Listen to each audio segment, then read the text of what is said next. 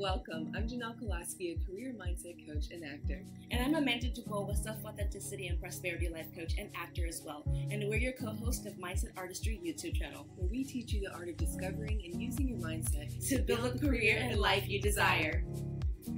Awesome sauce. So I want to just dive in, like anybody who has maybe thought that they're struggling or feel like they're being stifled by self-doubt or fear or even jealousy, anger, and it has hindered you in any which way or form where it discourages you from pursuing goals. It affects your body and your mind where you don't have the energy to do things. You don't have a passion. You don't have that fire within you to, go after the things that you desire. Or maybe it's the doubt in the sense that you don't feel worthy of achieving the thing that you actually desire. And so all of that is bundled up in the process, right? In your journey of life. And that's why I want to dive into this conversation. And it could be many different things. It doesn't necessarily have to be so difficult, but it could be a lack of clarity, lack of direction. Like you have so many options or creativity or hobbies or interests that you're into, and you just don't know which way to go or what to do or how to embrace the process and kind of dabble into all of them or not at all, or, turn a different direction. And so life is a process. Life is a journey. And so how do you embrace that process? But before we dive into that, Nellie, when you think of the phrase embrace the process, what's the first thing that comes to mind? Just every moment to moment, just embracing all of it. Too many times, myself included, you're just focusing on the end goal and you don't know how long that will take. We had a workshop the other day and people were so lovely and they were coming in. And one of the biggest things was when it is going to happen. And you don't know, what you want. So really embracing the journey really helps you, because you cannot focus on when is it going to happen because you have zero control there. Absolutely. That's one of the realizations and key notes to keep in mind is that there are a lot of things out of your control, but there's so much in your control. And that's what you should be focusing on, the things that you can control, because you can't control when the sun rises or the sun sets, but you know that it's going to be there. And so what do? You prepare, you set in motion, or, you rise in the morning, all the things that you can do alongside the things that are out of your control, or choose to walk away or choose something else. And so the reason why I wanted to talk about this is because we had this be requested to talk about embracing the process and flowing with the energy in life, and how do you go from a high and then go to a low. And that can happen throughout the day multiple times. You'll have a really good high. You're like, oh my gosh, I had, amazing conversation with my best friend, or my boss congratulated me on the task that I did in the meeting and I presented and I did a great job. I did a killer audition and the casting director even commented like, that was a really great take. Awesome. And then, I don't know, your phone falls on the floor. You run late and you miss your train. Your car breaks down. Your boyfriend or your partner breaks up with you, and you have this thing of, oh my gosh, I was riding on this high, and then here comes this low, and it brings you down. And so how do you process and embrace that journey of the ups and downs and understanding of what you can control and what you can't? And it's a difficult one to comprehend, but with practice, you'll get better at it. And at the end of the day, things will happen, and they will always happen. It's because people have choices. People are living for themselves. People are trying to live their best lives, and they're going to do what's in their best interest. And sometimes what's in their best interest doesn't align with what's in your best interest. And that's when that compromise and that understanding and communication is in play. But let's get back to it. So now, how do you embrace the process? Well, there's a few things that you can do. One of the things is practicing mindfulness. And one of the things is like practicing mindfulness means is accepting where you are in the moment, being aware of what is happening in the process, whether it's a happy moment, a sad moment, because even in those happy moments, they will, as they say, this too shall pass, right? You will have a good moment, and then you could have a bad moment that literally follows through, or vice versa. And so you have the awareness, the acceptance, and then you have to get the clarity of it, and then you have to honor it, and then implement, and then figure out what you can do that's in your control and what's not. And so the concept of the awareness is, again, figuring out where you are in the process. Are you in the beginning stages? Are you in the middle? Are you in a really hard place between, a place between a rock and a hard place? Yeah, we go. Between a hard and a rock place, right? Or, you're at the tail end and you're exhausted, but you have to, like, it's like doing a race and you have like 1 mile left, but you're so exhausted and you're like, no, I could do it. But, and so you have to figure out where you are in the process. Also, what is happening within this process that is causing some disturbance within you? Is it a limiting belief? Is it a block? Is it fear? Is it doubt? Is it the imposter syndrome? Is it just the fact that you weren't taking care of yourself, so you're extra exhausted, you didn't make time for yourself? Or was it the fact that you are overexerting energy that in places and people that don't belong, that don't require your focus because it doesn't even align with where you're wanting to go? And so before I dive into the additional aspects of embracing the process, Nelly, is there something that stands out to you about embracing the process that you feel has helped you throughout your life? I think it's a culmination of what you've already spoken about. So speak to the points that you made. I recently had a lot going on with my car, and it was extremely upsetting, especially going through a huge job transition. And, if you have your health, you have everything. Okay. So a car breaking down isn't, the end of the world, but it can be a lot, especially if it keeps happening. It was extremely annoying. And then somebody tried to break in and it was like, what is going on? And I had to try to make decisions, but I kept trying to have gratitude that I have a car. I kept trying to think about how much joy this car has brought people and myself, because it's a convertible, specifically my boyfriend's daughters. I kept trying to do that. This is really difficult, especially when something was supposed to cost you a little bit and it was costing you a whole lot more than you could really get into. So I would say the gratitude, and I also screamed and cried a little bit. I had to, because I was frustrated. And the other points you made about, and I can be this way too. I really think it's beautiful if you're committed to something and you really want it to work, but if it's not, it's not. And then you have to move on. So you really have to start learning how to have that awareness. There's definitely certain people I'm thinking of right now. I'm not going to be around them and I don't care anymore. But to the people that are listening, where maybe it's like, well, I really want this to work out, this relationship or this friendship or this job. Does it really make you happy? Or are you just being stubborn and it is an ego thing? Because you already put in the time, because that's how I am. If I put time into something, it means a lot to me. But if it's not serving you anymore, or your journey, like you said, then it's like, I had a friend last night. She was really upset. I was like, I encourage you to just have gratitude. Thank you so much, friend, for showing me your true colors now and not later, so I can have a redirect. And this is all part of the process of life. And there's going to be so many ups and downs. I literally feel like my life is like this. It's kind of like, when will it spread out more? So I'm saying that because I hope it encourages people that are listening that for a person that has a wildly turbulent life at times, you can get through it. I love that. Yeah, this is the up and downs, and there's nothing that you can't overcome. And if you believe that, you'll always find the solution in the problem, because there always is a solution to the problem. And sometimes it might not even be a problem. We're making it a problem because we're overthinking it, or it has to be a specific way, that perfectionism, or we're making excuses like, oh, I can't do this because I don't have enough money, or what, all those things. You're developing problems that actually don't need to be there.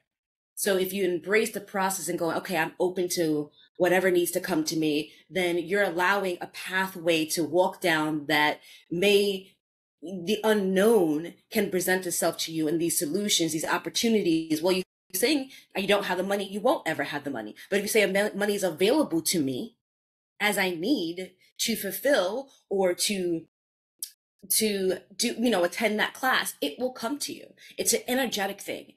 You're going to repel the thing that you actually desire if you're living in the negative aspect of it, the lack of aspect of it. when you're embracing the process, you're going to cultivate resilience, right? And this is understanding that there are going to be ups and downs. But what's going to happen is you're going to keep in mind that you will always stand back up. No matter how hard you fall, no matter how bad the problem is, you know that you are resilient and it will eventually resolve itself. As things, this too shall pass, right? Also, embracing the process, you discover yourself. You'll discover your character. You'll build the character within you because you'll tap into different skills that you have, different abilities that you have if you give yourself the opportunity to let it flow and stop holding on to things so tightly or living in the fear of things. Like Nell said, the fact that you are still alive and have your health, my gosh, are you ahead of a lot of people. And even with that mindset, you will allow yourself to look at things as, all right, it's not that bad. It could be worse. It's not that bad. That's a version of embracing the process, right? It also encourages you to learn. If you're embracing the process, you're opening up your mind to the fact that, okay, I have a problem. What can I do? The thing of what can I control? Oh, damn, I don't know how to manage my money. That's a problem. Okay. So what does that mean? Learn how to manage the problem. Learn how to manage money. Where do you start? There's so many opportunities to go on YouTube. People have free courses. There are many books, self-help books. You just have to start. You have to commit to learning and evolving and that self-discovery, that inner you to build up. And again, what is this? Contributing to your character, contributing to your inner voice, and you'll feel more confident. That resilience, that full circle of, all right, I learned something new. Now I can either pay it forward, I can implement it. Then in this embracing the process, you have to understand that there has to be a balance between, setting goals and pursuing them hardcore and then going, wait, I need to take a break. I need to rest.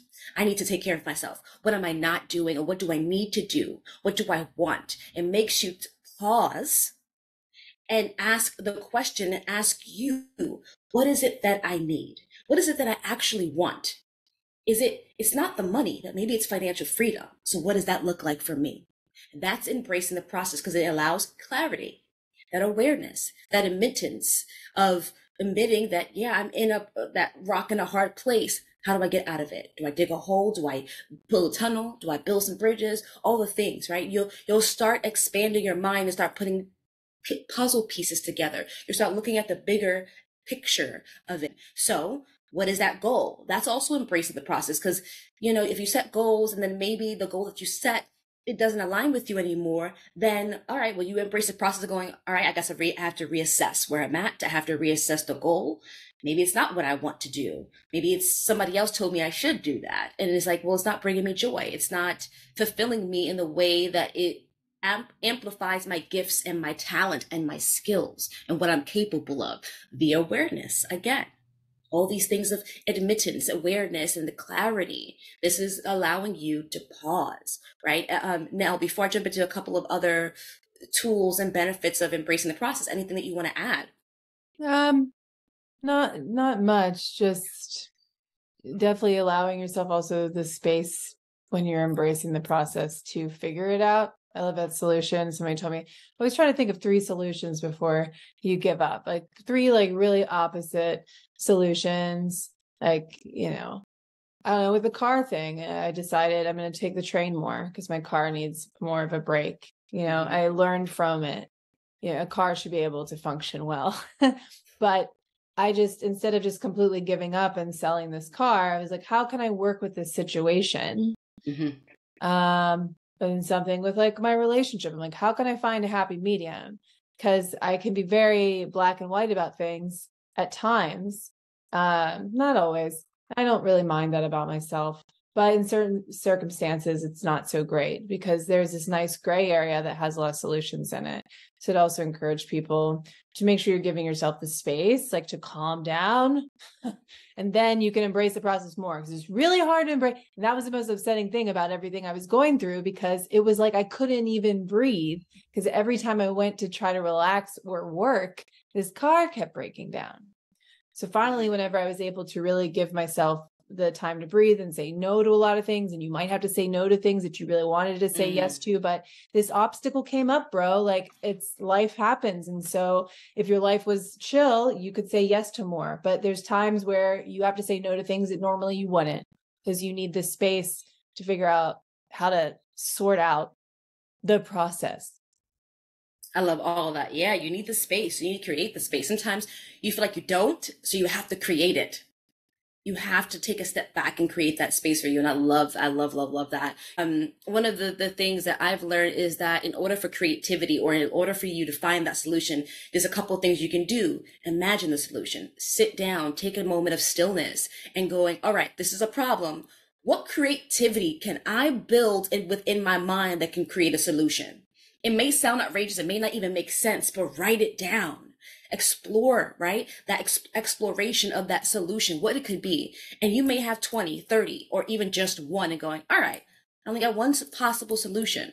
What does that look like? Where work backwards. Now, I always like to say working backwards, like work backwards from the solution, and then you can work towards the original goal. How do you get to that solution? So it's working backwards. So that's one of the things you could do. It also allows you to keep motivation, because life is unpredictable. That's the reality of it. Life is so unpredictable. It could rain right now. It could snow right now if it wanted to. And also, that's the beauty of it. If you allow yourself to embrace that, what happiness and beauty you can get from like that rain, like, oh, that beautiful rain, the smell of that rain, like all of those things, it gives you an opportunity to tap into what could possibly add happiness within the chaos or the challenge or the process of feeling stuck, stagnant. Well, if you feel stuck and stagnant, okay, that's embracing the process. I feel that way, admitting that, and then processing that feeling. Where is it coming from? Is it actually true?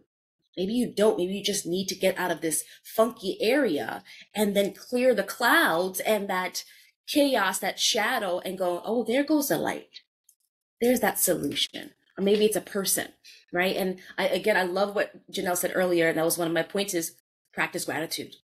Practice gratitude. Cultivate that gratitude within you every single day. And if you do that, it will boost your mind. It will boost your personality. It will boost who you are. It will boost everything about you, and some of the things that you can do. And as we close this out, because we could talk about this process all day, is, journal. Like, with that goal, if it's okay to feel like the imposter syndrome, it's okay not to know all the answers. You're not meant to. Because if you did, life would kind of be boring. There would be no adventure. There would be no excitement. There would be nothing to look forward to. And so practice that daily journaling. Practice it. And this just could be verbal, or, physically writing it down. Get the words out of your head so you can create the clarity. Change the real estate. If you're in this funky home, change it, right? Mentally, right? And visualize you already succeeding. If you visualize that you already succeed, you're making space for that success to come back to you or to create within your reality. There's so many things you can do. And I know easier said than done. We always say that. And I especially say that, easier said than done. But this is when you create a routine and a practice. But you also have to find a balance to live freely and understand that there are a lot of things you can control and a lot of things you can't. And it's a beautiful thing. And the only thing that you can control is yourself, right? And, within this embracing the process, the last thing I'll say, and the last point I will say, is learning to express yourself throughout this process, along with the journaling. Learning to express yourself creatively, mentally, physically, emotionally. What does that look like? What does that feel like? And that may change.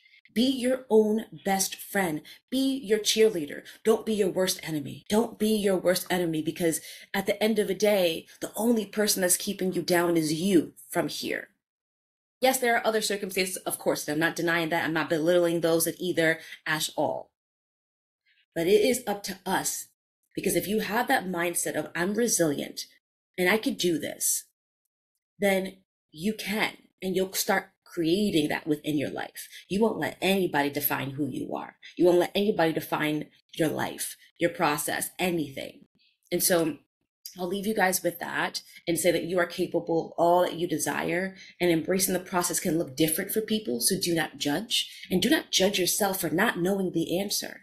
It is absolutely okay not to know. What are your thoughts about this episode? Drop it in the comments and let us know what you want to dive into next. Subscribe, like, share, and click the link below to book a free consultation. And We'll see you next time.